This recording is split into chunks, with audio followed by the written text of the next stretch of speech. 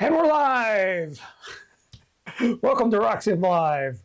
I'm Tim Van Milligan, and we are back. We took off several weeks, but now we are back in the saddle, as the saying goes.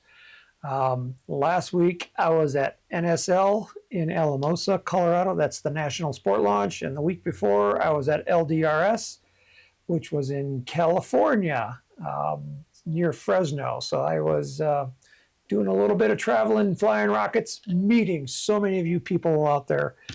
And so many people had come up to me and said that they watch our videos, and I am so humbled. So thank you, everybody that has, dropped by and said hello. I really appreciate it.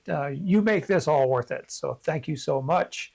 This is RockSim Live, where we talk about RockSim, RockSim Pro, the launch visualizer.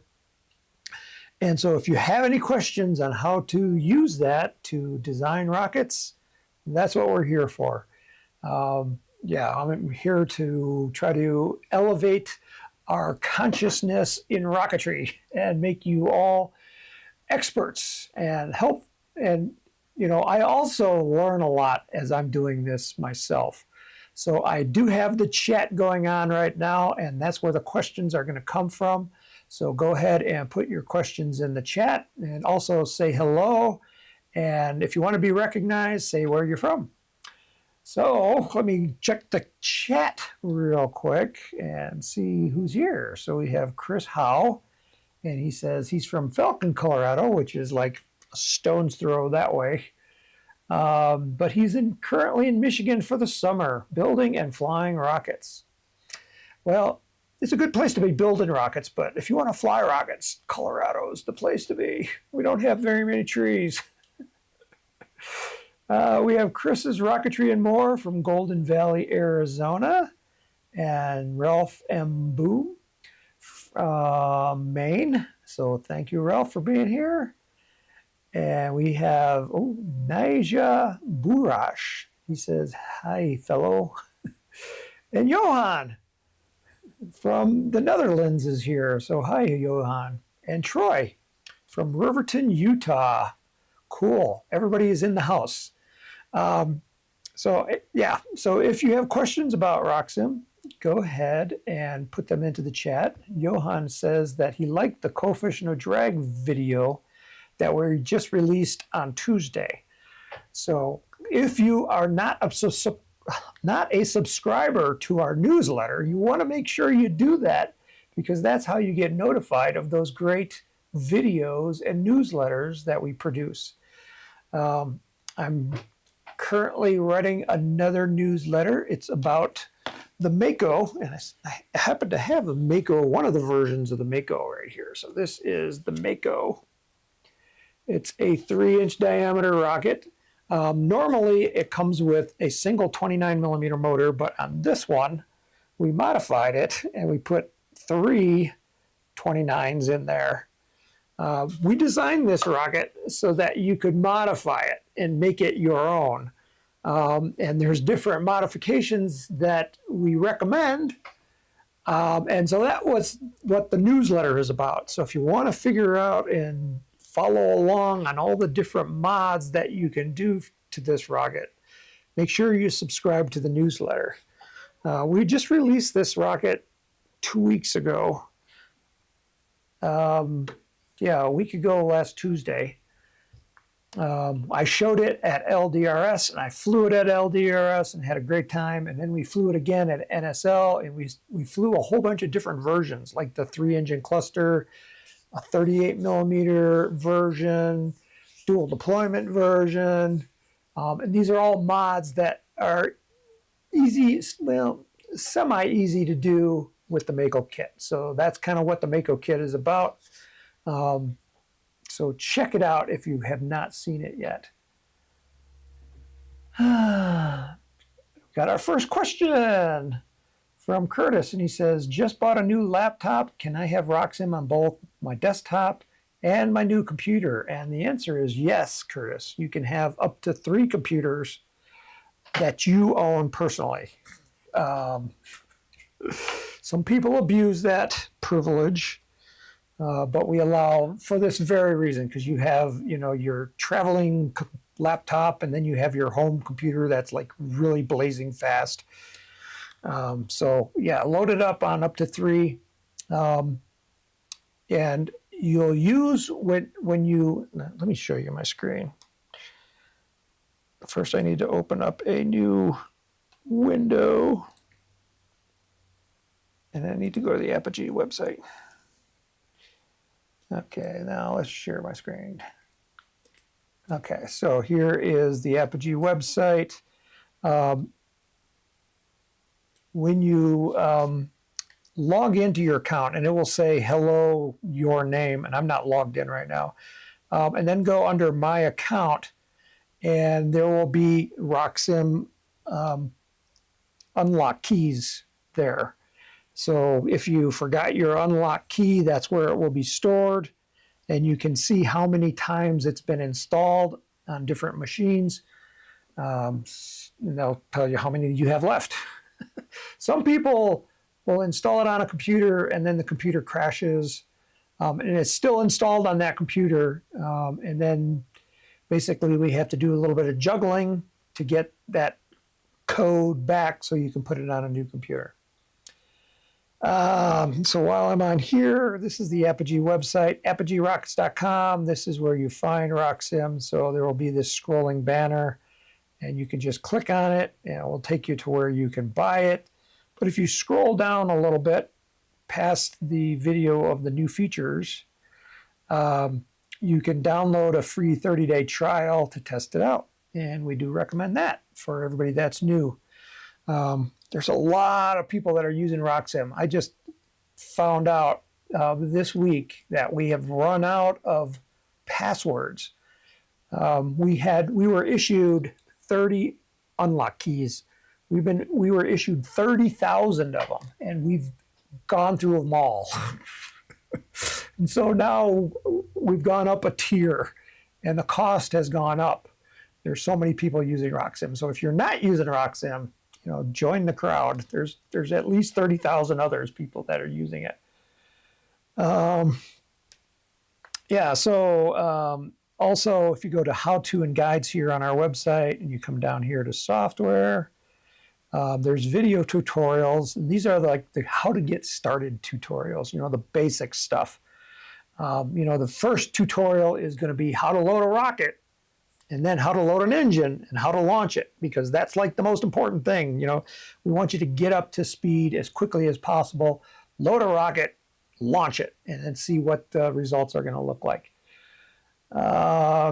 Also here on this page, there's the version history and the system requirements that you can check out to see if it will run on your computer, and most likely it will. Number 200. Woohoo! Episode 200. So I can't believe we've done 200 of these things. So, and the reason we do is because you keep showing up. So thank you. And if you're watching on replay, we miss you. But we're glad to have you anyway. Let's see. So I can see the chat. It keeps moving up, and it's kind of distracting me. So let me see what's going over here. Purple Haze says, David from Michigan here. Cool. Johan says, the family version is good for a poor bastard like me, Tim. Yeah, everything's a family version. Terry Wheelock is here from Texas. Troy Airmet says, the RockSim file for the new Mako has a single 29. Can you show us how to add 3 29mm cluster to the file? Okay, that's a good question. We can do that. I did have one previous question that came in from Bill Diekman, and he wrote that he has a Quest Tomahawk, and it's upscaled. And apparently there was a plan that we did. I don't remember it. So let's go here to the home page. All of our plans are in this section right here where it says free plan. So you can go here and you can download the free plans. And here are all the plans, and I'm going to search here for Tomahawk. And I don't see any rockets that are listed as Tomahawk, so that's why I wasn't sure, because I don't remember doing an upscale version of the Quest Tomahawk. But for those of you that don't know what the Quest Tomahawk looks like, here is an image. There it is. That's what. Oops, you're not seeing my computer here. So here is the Quest Tomahawk. Why did that jump to a different screen? I don't remember changing screens. So somebody has upscaled that Tomahawk to a BT-80.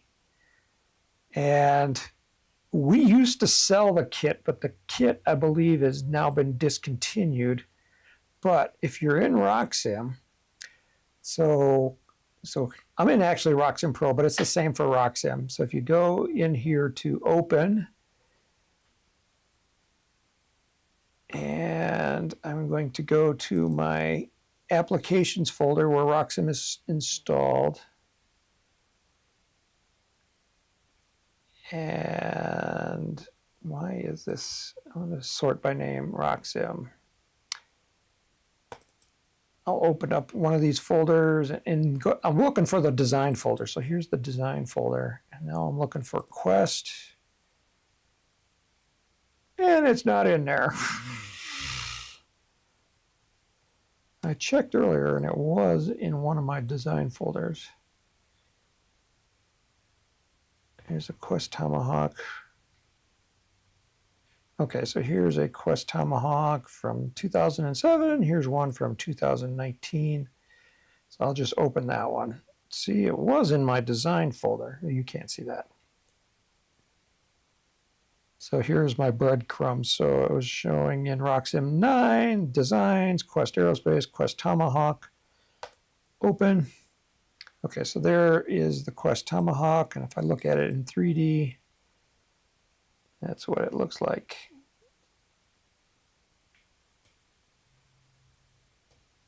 It's kind of weird, something going on the fins. I think I know. It was like, what is this here on the back of this fin? Well, anyway. Let's take a look at that. We'll have to fix that first before we can upscale it. So what I'm going to do is upscale it. And then Bill's question was, how do you know what motors will work? So basically we're going to upscale and then we're going to do a motor selection. So these fins, if I click on them, it should highlight them. I'm going to open that one. And I'm going to make the cross-section square. I think that was what was screwing it up. Let's take a look. Click OK. Yeah, that fixed the problem. Somehow it didn't like that radius to front edge. I'll have to take a look at that. Okay, so we got our rocket. Now we're going to upscale it. So to upscale, first we need to know what the current diameter is. And our current diameter is 1.573. And we're going to upscale it to a BT-80, which is 2.6 inches. So what you need to do is you need to know that scale factor. So get out your calculator. I'm going to launch a calculator app here. Okay, so here's the calculator. And I'm going to go 2.6 inches, which is the diameter of a BT-80. I'm going to divide that by 1.573, and that equals, so this is a scale factor, 1.65. So we're going to upscale it 1.65 times. So we're going to go from small to big. I'm going to copy that. And RockSim allows upscaling or downscaling really easy. To do that, you go here to the rocket menu.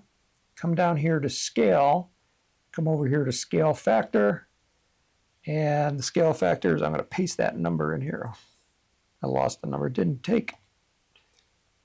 I think it was 1.65. Where'd my calculator go? I have to do it again. 2.6 divided by 1.573. 1.652. 652 and click OK. So I just scaled it up and the rocket doesn't look any different, but if I come over here, it's now pretty close to 2.6. So if I would have, instead of rounding off all those numbers, when I scaled it, see, I rounded it off to 1.652. If I would have left the other digits on, I would have got exactly 2.6. So that's why it's a little bit different, but the process is the same. Okay, so now close that. So we want to take a look at the rocket and then just verify, the big thing we want to verify is the engine mount tube. So here's the engine mount tube, because when we scaled up the rocket, originally I'm thinking it was a BT-20, which is an 18 millimeter tube. And we're going to scale that up, and I don't know. Okay, so it says it's a 29 millimeter tube now, which is pretty close. So it's telling me I can load in a 29 millimeter tube, and I'm okay with that. So, but if you wanted a 24 millimeter tube, which would probably work, you would just change the dimensions of the tube. So for example, I can go to the database, choose from the database, and I'm looking for a 24 millimeter tube. Here's a 24 millimeter tube, and the current length of that tube, it won't let me because that database is open here. We'll just change it. Okay, so we now have, well, this says it's a clear airframe tube, but I'm going to make it just a 24 millimeter tube. Go back to the general, so the engine mount, I'm going to call it a 24 millimeter engine mount. And you can see it's smaller than it was before. The length, I think the length, it should have gone through this other centering ring, so I need to make this a little bit longer. I'm just sliding the length slider bar right up here. So that looks good back here. And everything else I'm okay with. Let's see what the mass is 79 grams. That sounds reasonable. Okay, so now we've got an upscaled rocket. And I don't know what size the parachute is. Right now it's showing a 23.128. So when we upscaled the parachute originally, it was probably an 18, and then it got upscaled to a 23.128. So I'm just going to round it off to 24 inch. Hit tab, and I'm okay with everything else. So I'll click OK. All right. And that really didn't change the mass at all. In fact, I've got a user specified mass here. So I'm going to go, that means the mass override is turned on. I'm going to turn that off. And now it says my mass is 220 grams. Wow. Let's see what's heavy. So what I'm looking at is the weights of these parts. So this main tube right here, that's pretty heavy. So let's take a look at what this diameter is. So I'm going to just tweak that a little bit. I'm going to look at the BT-80, the standard BT-80, which is a 66 millimeter tube.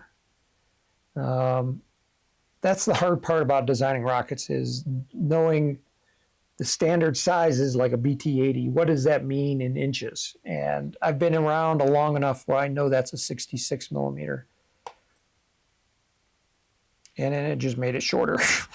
I don't want to do that. So let me cancel that. Go back to what it was. I wanted to see what the length was. The length is 24.367. So I'm going to do copy that. And I'm going to look at the Apogee website just for grins. Okay, so I'm going to go BT80.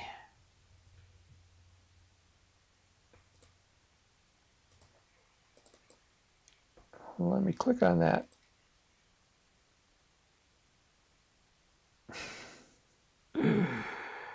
Motor mount to BT80. I know it's 8. Let's call it AT66. AT66, which stands for airframe. So what I'm looking for is the inside and the outside diameter. So the outside is exactly 2.6 and the inside is 2.558. And so I'm going to go back into RockSim and I'm going to change that here and then hit tab. Okay, so the mass went down, which is good. Okay, so that's more reasonable. I guess that's reasonable. Click OK. What is this? There's a mass object here in the tip of the nose cone. It says it's 15 grams. Let's just open it up. It's 15 grams. Okay. That's okay with me. There's another mass object here. I'm just seeing, so that one says Kevlar cord, 1 gram. I'm just looking to see if there's anything heavy, because why are we at 204 grams?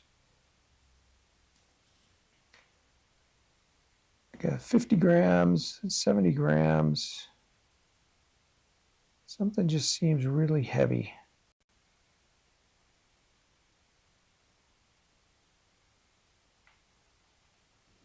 Okay, maybe this nose cone, 55 grams. It sounds about right. Okay, we'll call it 204 as the weight. Okay, so now I like this, so I'm going to save this, save as, and I'm going to put it in my design folder, not there in the Quest. I'll put it in, I have some RockSim designs. Quest Tomahawk, BT80 Upscale, and hit save. Okay, so that is how you upscale it. Now let's do motor selection. So if I go under flight simulations, I got some previous motors here. Those are no longer going to work, so I'm going to delete those. And I'll say yes. Okay, so to figure out what motors to use, you go here to prepare for launch, and then you just come down here to recommend motors. And when you do that, it's going to ask you what the launch guide length is. So I'm going to change that to a 5-foot launch rail. I don't want to include smaller motors, so I just want the 24 millimeter motors. And then here are the recommended launch conditions, and I'll just leave those alone. So the only thing here I changed is the length of the launch rod, because this is a big rocket, and I know it's going to need a bigger launch rod. And then you just click Use Recommended Conditions, and now it's going to run simulations. So it found 53 24 millimeter diameter engines, and it's running all of them. And you can see it's just about done. So now it's done. And of those 53, it liked 45 of them. So about 8 of them it didn't like, and it kicked them out. So now it's running 45 of them, and what it's doing this time is it's finding the optimal delay for all those engines.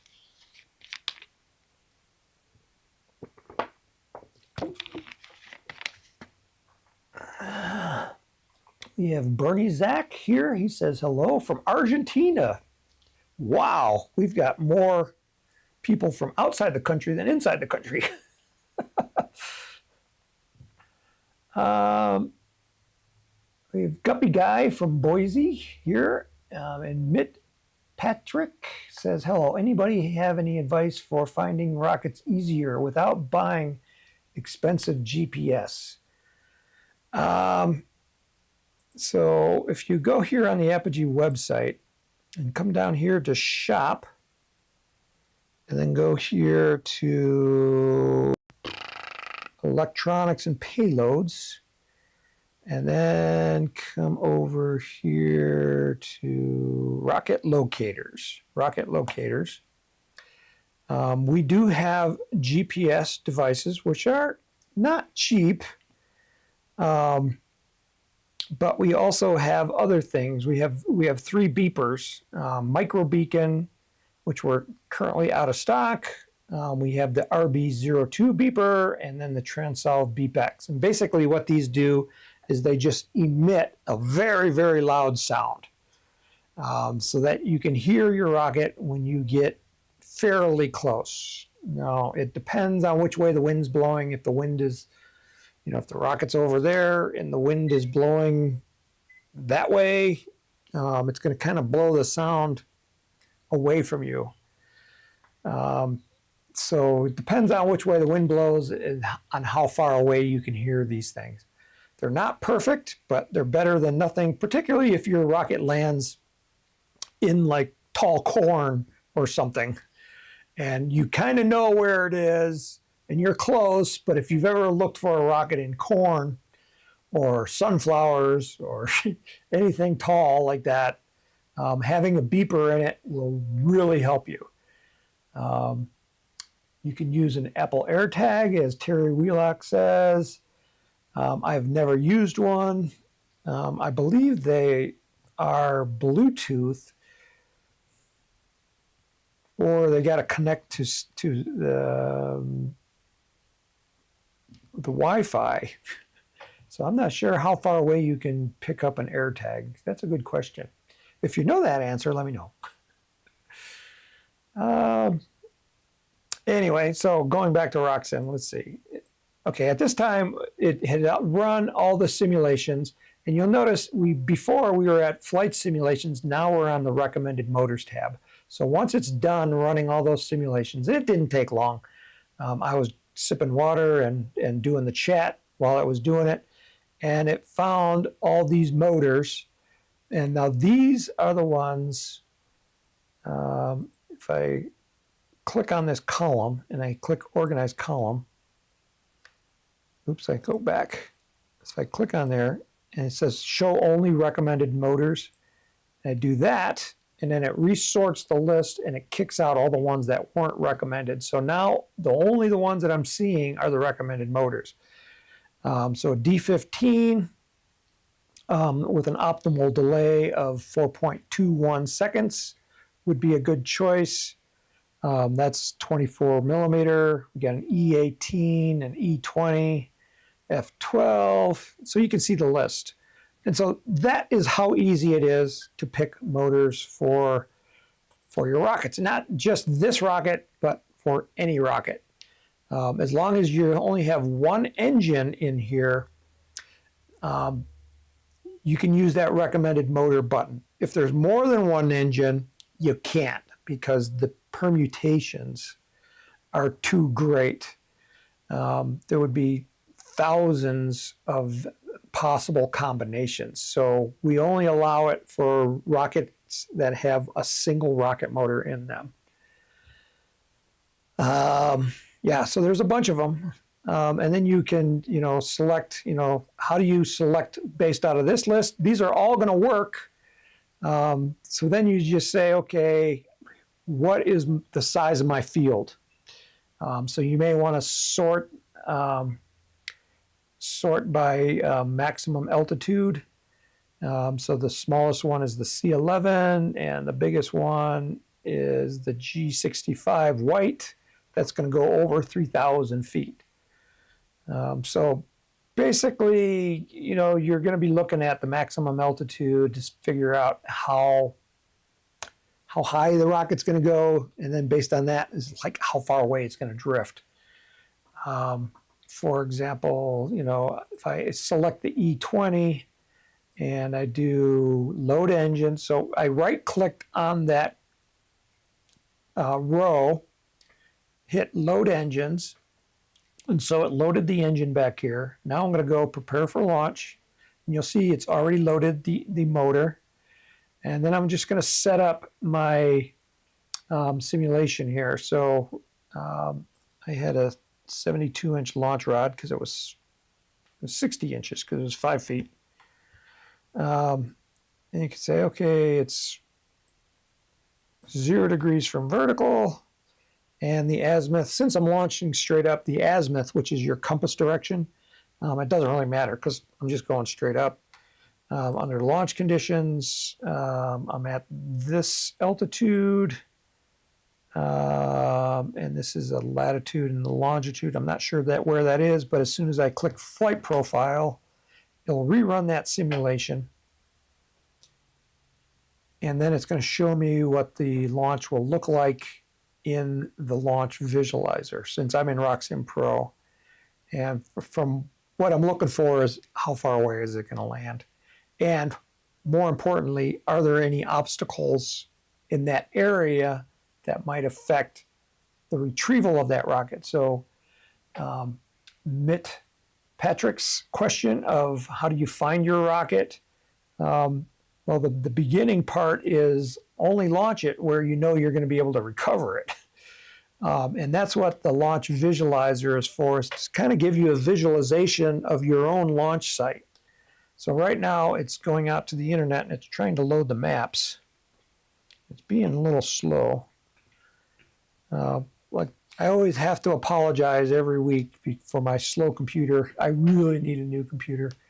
I'm doing the live stream, and that like really slows things down. So it doesn't want to load. But normally there will be maps here.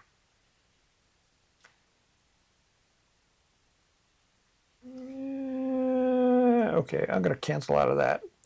One of the things that I can do is I can reload this in the launch visualizer, and we can see it there.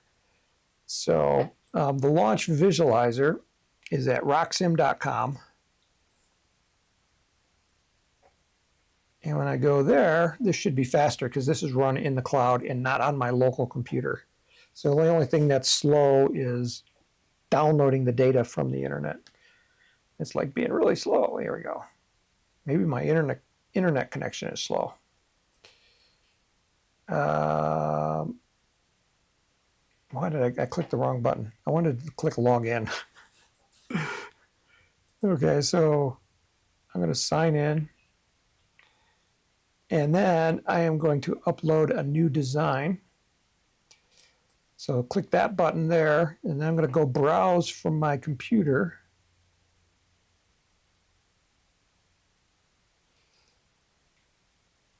And let's see, I put it into this folder here. And the date modified. There it is, the Quest Tomahawk.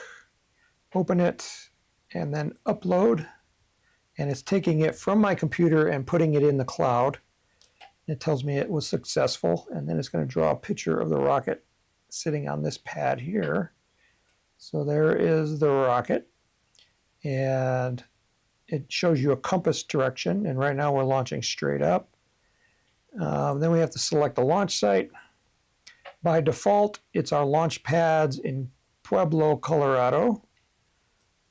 And so this is the lay of the land. So if north is the black arrow, so pointing straight up. The launch pad is actually right here. These are our small pads. This is a concrete block, and we can put the pads on so they don't have any chance of setting anything on fire. So I'm going to confirm the launch site. And when you do that, it grabs the latitude and the longitude and the altitude of this pad above sea level. So this says it's 5396 feet above sea level. Then our starting state is we're launching straight up. The launch conditions, I'm going to have a steady wind. And I'm going to say maybe it's 4 miles an hour coming out of the west. And if you want to change the direction, you can just grab the compass arrow and swing it around whatever direction you want. I'll have it come out of the west. Okay, and then our rocket motors, and I think we chose an E20 before. There's the E20. And select our delay. I'm going to choose a 7-second delay. It's probably, I think it was, I can't remember what it was in RockSim. What was the optimal delay? 4.74. So in here, I have a 7-second delay, which is going to be a little long. So we know the rocket's going to be coming over the top, but that's okay. And now we'll just launch it. So click the launch button down there in the corner. Hopefully you can see that. Yep, you can. And I'm going to simulate. So it tells me how many credits I'm using. I'm using 35 credits. And now it's going to run the simulation. This time it's running it in the cloud. It's not running it on my computer. So it's faster to running on your computer, but it's quicker to load the maps from the cloud. So here's the rocket sitting on the pad. Remember, north is, I'll change it to this way. All right, so I'm going to zoom out a little bit so you can see there are some trees on the field, but they're down here. And we have a wind coming out of the west. It's going to blow it this way, which is good. And it's going to be in the air 69 seconds. So we'll just click launch, and then the rocket here, you can see it's taking off. It's going up, leaving smoke behind. This right here is the mini visualizer, just showing you a close-up of the rocket so you can see if it's twisting or turning or anything like that. Now the rocket has deployed its parachute, and it's coming down on a parachute. You can't see the rocket, but it's in there. If I zoom in on it, you will see the parachute. It's coming down under its parachute, and it's still got about another 30 seconds. So I'm going to speed it along and get it down to the ground. And it tells me the distance from the launch site is 346 feet. Remember, our launch site was right here on this concrete pad. So 346 feet away is where it landed. You can give a trajectory path, display that. I'll turn that on so you can see what this rocket looked like in the air. So this red line down here is the ground path. The green line is the trajectory. So the rocket launched from here. It went up to the top. There was Apogee, and then it descended down right there.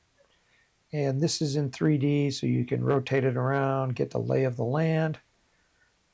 So RockSim is like the first step you want to use to not lose rockets. Because if you know which direction to aim your rocket, that's going to help a lot. And then you're going to be less reliant on trackers and things like that.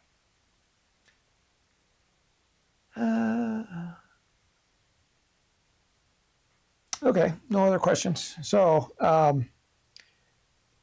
basically what I did was showing you how to upscale a rocket and then load engines in it. What motors are going to what motors will work. Now we had a question. Who was it that wanted to know about the Mako? It was Troy. So let's load in the Mako. And I actually have 3 versions of the Mako because I've already done this, putting in different engine mounts. But I'll show you how to do it because it's really simple. So I'm going to open up the Mako. Now, if you don't have the Mako design, you can download it from the Apogee website, of course. So if I go here to apogeerockets.com and I type in Mako, click on the Mako. So that's what it looks like. I'll give you how big it is. So there's all the different versions that we built. And if you scroll down just a little bit to where it says RockSim file, click on that. That's a menu, and it drops you down to here. And this is where you can download the free Mako design file right there. You can also click right there. And so you can download it really quick. And then you're going to open it up, and that's what I just did right here. Open. And do I want to save that one? Sure, I'll save that because I just did recommended motors. So I want to save that.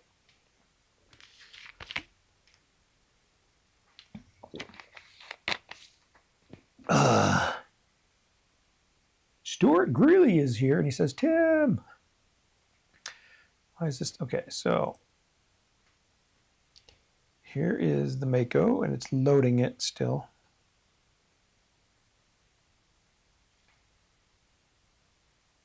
Okay, so there's the Mako. I'm going to go to 2D. Okay, so this one has a single motor in it. This is a single 29 millimeter. And so you go to the Design Components tab, and then you'll find, did he say what he wanted? 329s. Okay, so what you do, you just click on the body tube, the motor mount, and it will find it in the parts tree. So that's the easiest way. And then what you do, this is a really long tube. So first let me shorten this tube. I don't know why it's so long because I don't think the kit comes with a tube that long. I just want that tube. Let me go back to 2D here.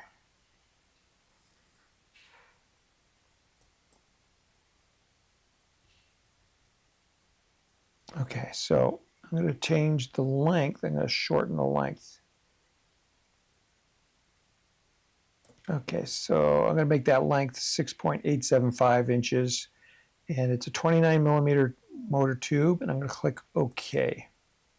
So now here's how simple this is to change this into a cluster. So you highlight the tube, and then you just come here to cluster, and you click on that, and you hit continue, and now you select the motor pattern.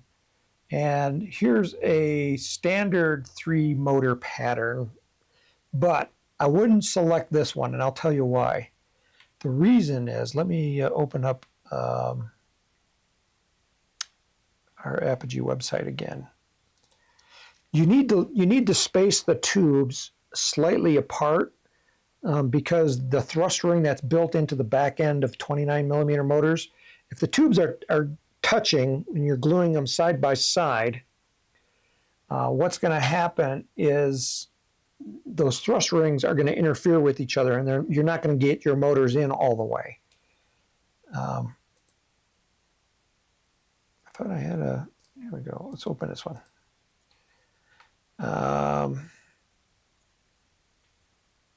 Okay, so here's the 329 millimeter cluster, and you'll see, if I go here, so you can see there's a little bit of space between them, and the reason for that is so that these thrust rings on the back can all get in there together. So that's why I wouldn't use this one, because if you use that one, they're all going to be touching. You can see they're all touching right there. This ring right here was the previous centering ring. Don't worry about that. We're going to change that in a second. So what I want you to do is to click this one right here, and this gives you an option to change the location of the tubes. So then you hit continue, and you can see I'm going to make it 3 tubes. If I hit my 3, so now I have 3 tubes, and the cluster radius, I'm going to zoom in here a little bit. So I'm going to take the slider for the cluster radius, I'm going to slide it out. You'll see what happens to those tubes. You know, you can slide them apart, and that's what I did there, so that the thrust rings will work fine. In fact, I'm going to make it a little bit bigger. I'm going to make it 0.8 inches. That's too much. 0.76. All right, I'm going with that. So now I got my 3 tubes, hit continue. And this is the rotation angle. So since these fins have through the wall fin tabs on them, those tabs are going to interfere with the tubes. Ideally, we want them to go right between the tubes. So I'm going to rotate this by 60 degrees. And so now there's going to be a fin tab that goes through. I'm going to click continue, and that's good. I'll hit done. Okay, so here's my first tube, and then I look down here is number 2 and number 3. So now I got the 3 cluster tubes. Now I have to change my centering rings because currently the centering ring only has 1 hole in it. So find that first centering ring right there, and I'm going to edit that. And what it did is it automatically found the holes, so all I have to do is hit OK. And then I want this ring right there. Double click on that. And again, this one you have to click the automatically calculate the known values. And when you do that, it should see the ring, the holes to make for that centering ring. And I'll click OK. And I got to do it one more time for this ring back here, the aft ring. And this one was already checked, and it already saw the holes, and I click OK. And then if I look at it from the base view, I still have a ring, I still have a hole there. What is that one? Let's go back to a side view. What is it not seeing?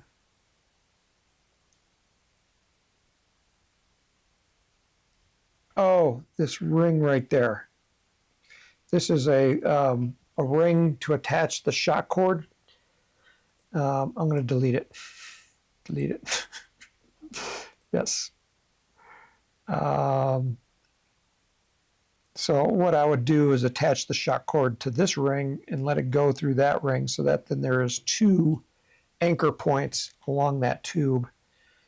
And now if I look at it from the base view, yeah, that middle ring went away, or that inner circle. So basically that's it. We have now changed a single 29 to a cluster of 3. So it wasn't hard. So the steps again was I found the length of the tube. I just shortened the length of the tube so that it wouldn't stick out up front of this centering ring. Then I hit, I highlighted the motor tube, and then I hit the cluster button, and then it took me through the cluster wizard, which allowed me to move move the tubes in the pattern that I wanted.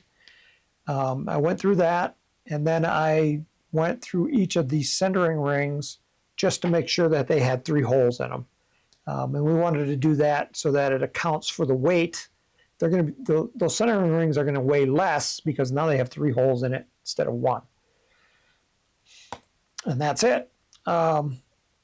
So there's no flight simulations. And if I wanted to get motors for this, I'll show you. If I click on there, that recommended motors button is now disabled. I can't click on it anymore because there's more than 3 engines. And now RockSim would have a problem with finding all the different permutations that you could put in there. For example, you could put in an E16 in one of them. Let's make it a 7-second delay. And then I can choose this one, and I can make it an F120. You get the point. You can mix and match the motors. And there's a lot of different combinations. So if I just wanted E16s, I would just hit load all, and then it's going to load all of them. Should have changed the delay to 7 seconds. And then simulation controls, launch conditions. I still don't know where that is.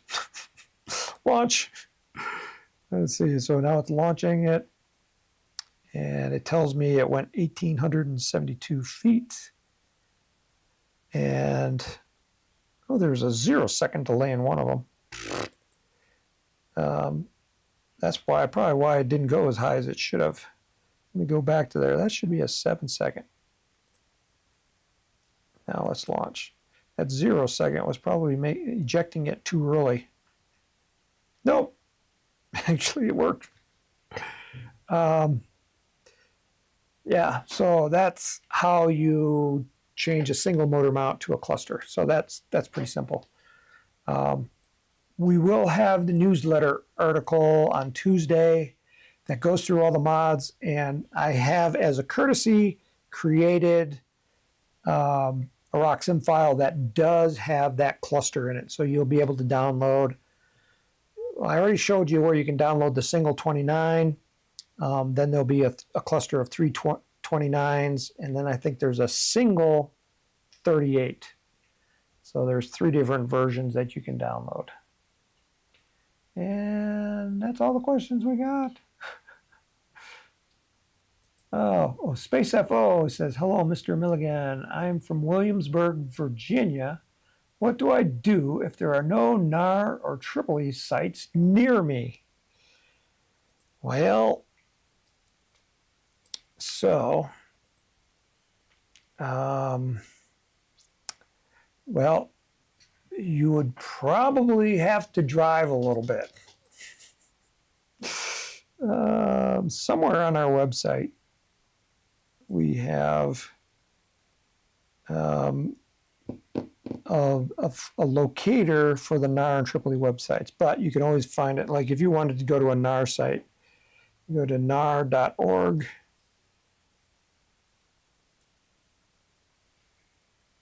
And the NAR website loads low. It's connect with local clubs, NAR section near you. Okay, so it's loading a map. So he's in Williamsburg, Virginia. Here's Virginia. NAR says. I'm not sure where Williamsburg is. It's a smaller city. Come on.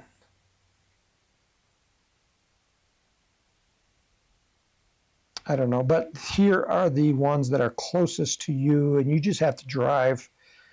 And I know it can be a drive. I personally, on our launch site, I have to drive an hour each way to go launch rockets. It's worth it. It's worth it. It's so worth it. I don't like this. When you double click on it,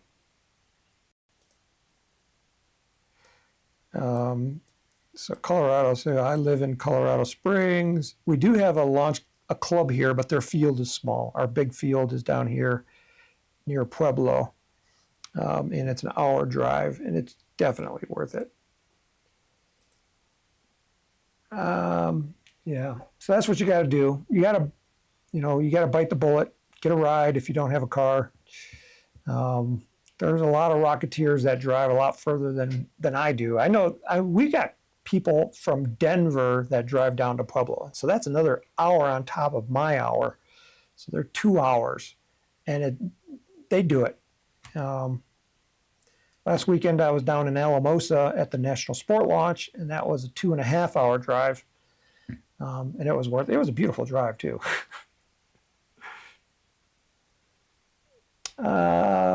Chris's Rocketry and More says, I know you made the Mako for me.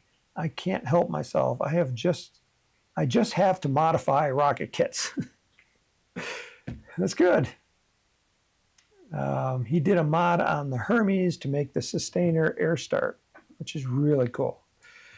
All right, we got like 5 minutes left. You got anything else? Any more questions?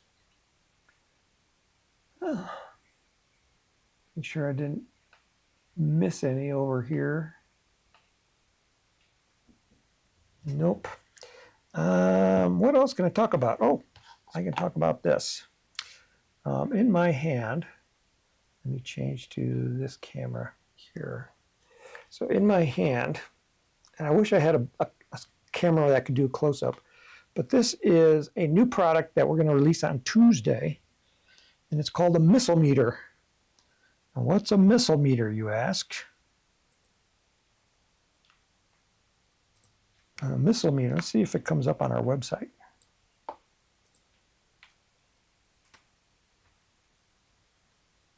And type in missile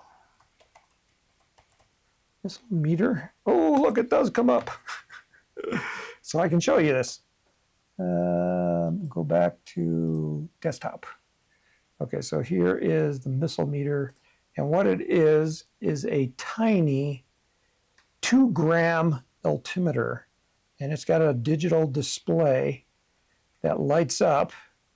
And it also comes with a battery charger. So it comes with 2 batteries plus a battery charger plus the altimeter itself. So here's the altimeter, here's the 2 batteries, here's the charger.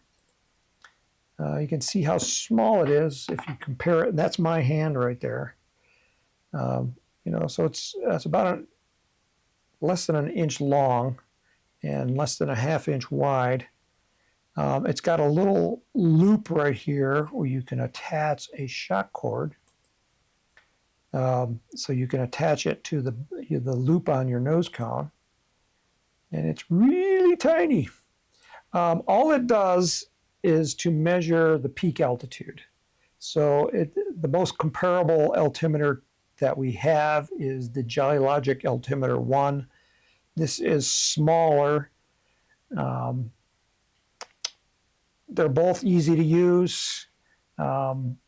This one comes out of China, as I think the altimeter 1 also comes out of China. Maybe final assembly is done in the United States, so maybe I shouldn't say that. I don't know. Anyway, so we've got this. We're going to release it on Tuesday at $45. I don't know how many people are interested in it. Let me know in the comments what you think about it. It's pretty fun. If you have a small rocket like this one here on my computer.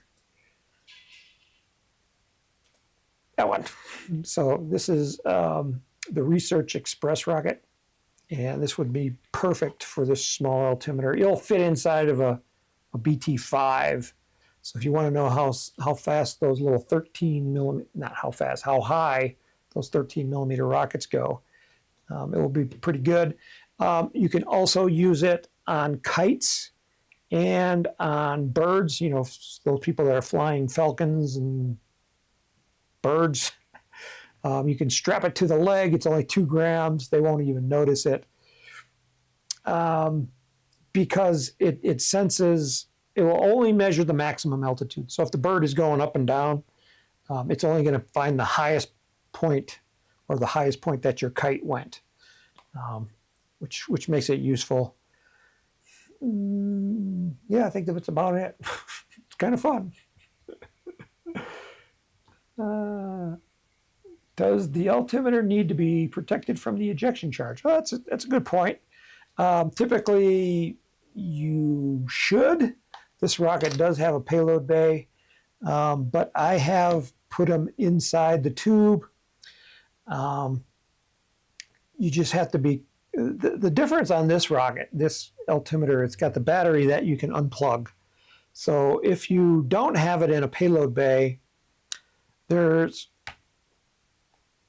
a 1% chance that the battery could disconnect and then the battery could drift away.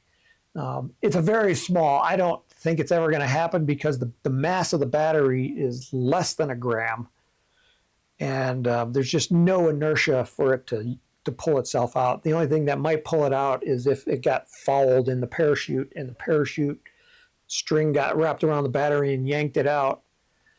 So you do have to watch out for that. That would be the only concern about putting it into the payload tube or the body tube of the rocket. The ejection charge, and you're going to use wadding in it, of course. And people always ask me, does the gases get into the altimeter? Well, I always say, take a look at the bottom of your nose cone. How much soot do you see on the bottom of your nose cone? If you're seeing soot there, that means you're not using wadding. If you're using wadding, it's going to protect the altimeter from all those gases. It's just going to get blown out of the rocket. You know, just attach it to the base of the nose cone. You'll be fine. It'll work. Yeah. Will the battery come loose on ejection? Like I just said, I don't think so. I've launched it a number of times and I've never had a battery come apart. It's the connection when you plug in the battery, it's pretty tight, and it has no mass, so you know it's not going to come apart. But you know, there's like a sliver of a chance. So I would put it in a payload bay if you're concerned about that. It's not that. All right, so we're at 3 o'clock. So we should be back next week. I am now done with traveling for a while. So I do plan on being here the next few Fridays at least, because I don't plan on going anywhere. Yeah, so thank you for being here. I'll give you a countdown and we'll get out of here. So in 5, 4, 3, 2, 1, go out and launch something.